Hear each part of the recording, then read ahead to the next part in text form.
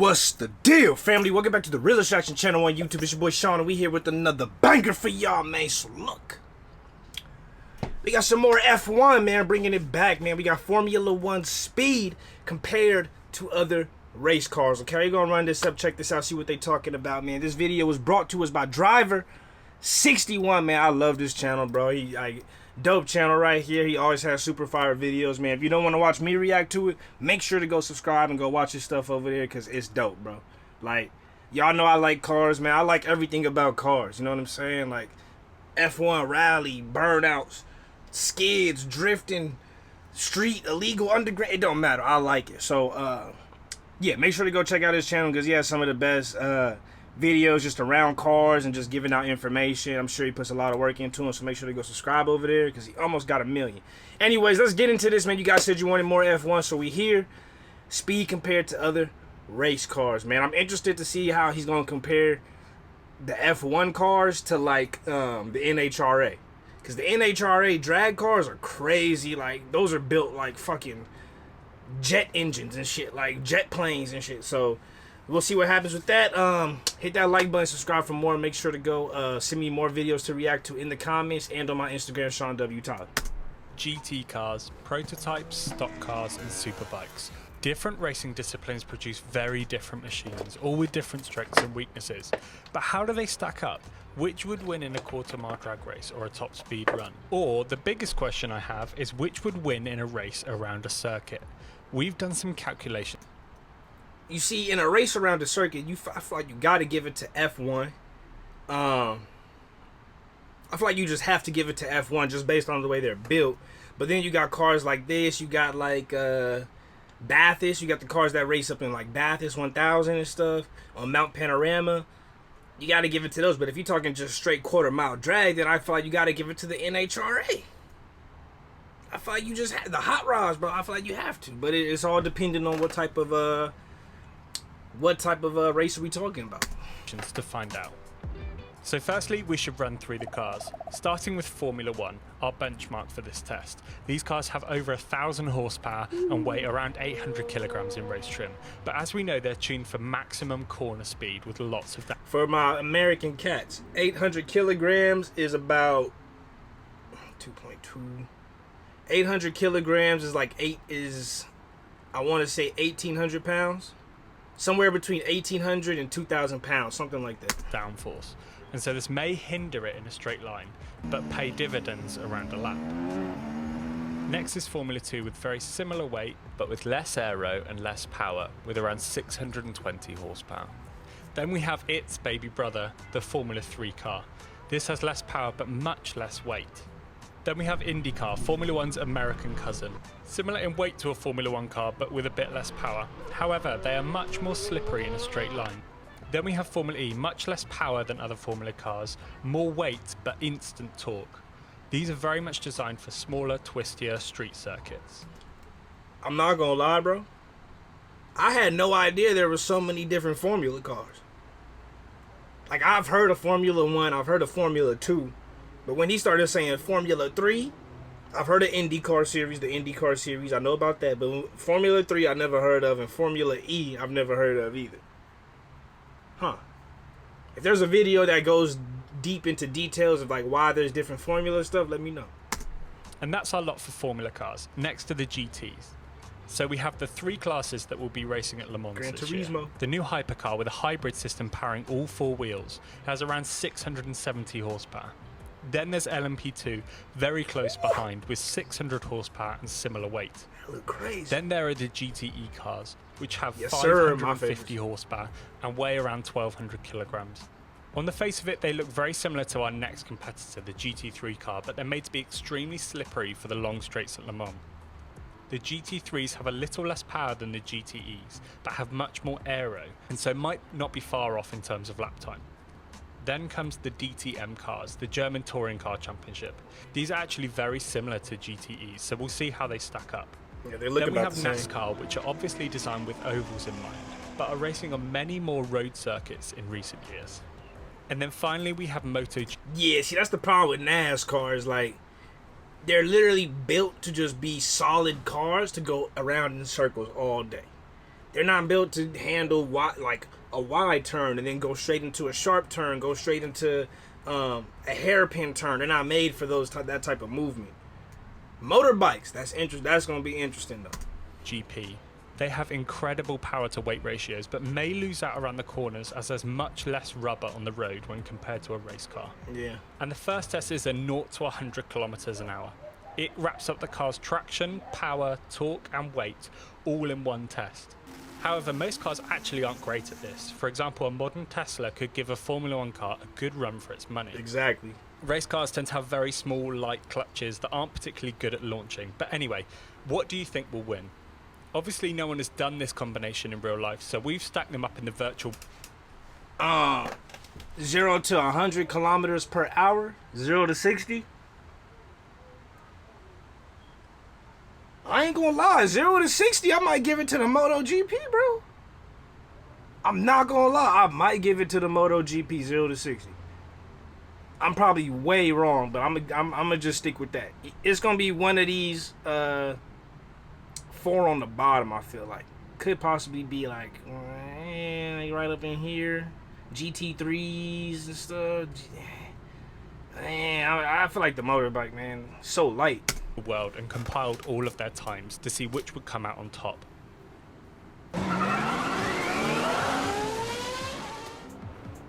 The winner is actually pretty surprising. The fastest is the hypercar. It may weigh more and have less power than a Formula 1 car, but its hybrid system powers all 4 wheels, giving it incredible acceleration off the line. And another key factor is power to weight, and this is why you see the MotoGP bike doing well. Exactly. It doesn't get a great start due to reduced traction, but it does have a better power to weight ratio than anything else here. So once the traction is down, nearly 1200 horsepower per ton powers it to actually beat the Formula 1 car. Now, powerful bikes do tend to be really hard to launch, but once they're off the line, the one car. Now, powerful bikes do tend to be really hard to launch. Dog! You can't just bypass this clip like that. Did not just happen, bro. What the heck? I wonder what bro was thinking, bro. I just wonder so much what was going through your mind right now, dog. That's crazy. But once they're off the line, the acceleration is incredible. The Formula E car does really well in this test, beating many cars with much more horsepower, but that instant torque from the electric motor must make up for it. The gaps between the rest of the pack is actually really close, with the GT3 and the NASCAR bringing up the rear, as they have significantly more weight than the others in this test. For me, the most surprising is the hypercar. You would expect the power and reduced weight of the Formula 1 car to give it the edge, but this initial acceleration is what the hypercars are best at. Up to 200 kilometers an hour, the hypercars have the advantage in a one-on-one race. But if we let them carry on, this is where the power to weight is less of an issue, and the aerodynamic drag versus power becomes a bigger part of the test. This is where the F1 car really takes over. You can see that the extra power helps it claw back the time and accelerate up to a top speed of 360 kilometers an hour, where the hypercar falls short at 335. But if we let all of the others reach their top speeds, there are some interesting results.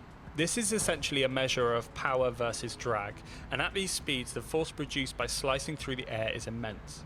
Also, many of these cars are tuned for lap time on short tracks, and so top speed isn't massively relevant, but it's interesting to see control and anyway. dynamics. The top speed is actually taken by IndyCar, which has less power than the Formula 1 car, but thanks to its very slippery body and covered rear wheels, it can reach up to 380 kilometers an hour. The MotoGP bike actually beats the Formula 1 car due to its much smaller frontal area, punching a smaller hole. You can't go wrong with the bikes, bro. They're just so light. It's just when you start adding turns in, it's going to fall all the way off when you start throwing in lots of twists and turns and dynamic uphill, downhill if he brings that up. But you're talking about top speed, bro. Bikes are always going to be, top class when it comes to that. Just speed alone. IndyCar doing work though, man. Formula 1 gonna continue to be on top. In the air. It also doesn't create any downforce, something that comes with a large drag penalty. The LMP2 car beats the Formula 2 car, but more interestingly, it also beats the hypercar, a car that is a class above it in the World Endurance Championship. The margins between these two classes are really small this year. It'll be interesting to see the lap time difference between these two, where the hypercar dominates the acceleration zone, but the LMP2 car is actually faster at the end of the straight. But acceleration and top speed is one thing. Lap time around a circuit is a whole different ballgame. The cars often take different approaches to the trade-off between straight line speed and cornering grip. And we've picked Spa as the track for this battle, as the majority of cars have raced here and set representative laps in the past couple of years. And obviously Lewis Hamilton holds the lap record here from 2020 with a 1 minute 41.2, which is quite clearly the fastest car here over a lap. The fastest lap in a Formula 2 car is held by Yuki Tsunoda with a 157.6, over 16 seconds slower than the Formula 1 car. And the fastest Formula 3 lap was 7 seconds slower than this with a 2 minutes 5. We also know all of the WEC times from the 6 hours of Spa this year, so let's add them in there too. DTM and GT3s have also raced this track, but what's more difficult to predict is NASCAR, MotoGP and Formula E. As many of you will know, these cars don't race this track, and so finding data for this has been really tricky. So what we've done is compare these cars using other circuits' lap times. So for example, NASCAR raced at the Circuit of the Americas this year with Tyler Reddick setting a lap of 2 minutes 12.6. And then the last Formula 1 time was set by Charles Leclerc in 2019 with a pole time of 1 minute 36.1. If you work this out, it turns out to be a 28% difference. And since COTA and Spa are roughly the same in terms of having long straights as well as many slow to medium speed corners, we can apply this difference to get a NASCAR time of 2 minutes and 9 seconds at Spa. Now this isn't a bulletproof estimate, but it seems to be a pretty good ballpark figure. If we do the same with MotoGP, which is raced at Red Bull Ring, we also get a 28% difference compared to Formula 1, meaning we would expect NASCAR and MotoGP to be at 28% difference. Okay. So then, you know, despite whatever happens in top speeds and things of that nature, there's obviously a guideline to why the rankings are the way they are. You know what I'm saying? There's obviously a trend, right? Yeah, sure, maybe the Indy car goes ahead of the Formula 3, but that's still a Formula car. So at the end of the day, it's going to rank higher because it's 1, 2, and 3. That's the top 3 rankings, right? And then from there, you just continue to go down. It's interesting that they rank, as far as like championships, IndyCar higher than Formula E. I'm not sure why that is. I would, you know, on paper, you would assume it'd be Formula 1, 2, 3, Formula E, then IndyCar. I never even heard of Formula E, like I said, or 3. But I'm familiar with IndyCar, but somebody might know a reason for that in the comments. I'm not sure about that. But like I said, there's obviously a trend here. Yeah, sure, the Hypercar and the LMP2 may be faster than the Formula 3, but it's still Formula 3, right? The name is going to carry weight alone by itself, because maybe if you're a Formula 3 racer, I don't know how this works exactly, but maybe if you're a Formula 3 racer, you have to try to become a Formula 2 racer. Formula 2 racer, you want to become a Formula 1 racer, potentially. Difference compared to Formula 1, meaning we would expect NASCAR and MotoGP to be very close in a race around Spa, and that will be good to watch. Now with Formula E, this gets a bit trickier. They tend to race much shorter tracks than Formula 1, and so this guess is a little fuzzier. The Formula E and Formula 1 times around Monaco have a difference of 23%, but this being a very short stop and start track, this wouldn't be massively representative around Spa, where the long straights would punish the Formula E car. This would make the lap time around 2 minutes 4, which seems much too fast. We would probably expect around a 2 minutes 10 to 2 minutes 20. So we went looking for some more data, and interestingly, Jimmy Broadbent has lapped both the Formula E cars and the Formula 1 car around the Nordschleife in the sim. This track has long straights, slow corners and everything in between, and much more representative of Spa. Interestingly, this percentage comparison works out as exactly a lap time of around 2 minutes 10. Definitely a ropey estimate, but it gives us a good idea. Formula 1 may have beaten IndyCar on a circuit, but what would happen if the roles were reversed and they raced on an oval? Click here to find out. Interesting. There we go. All right. How fast would Formula 1 go at the Indy 500?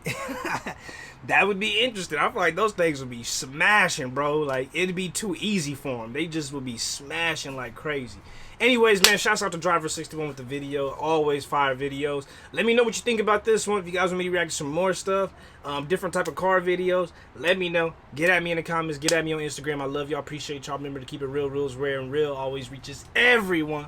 See y'all next time. Peace.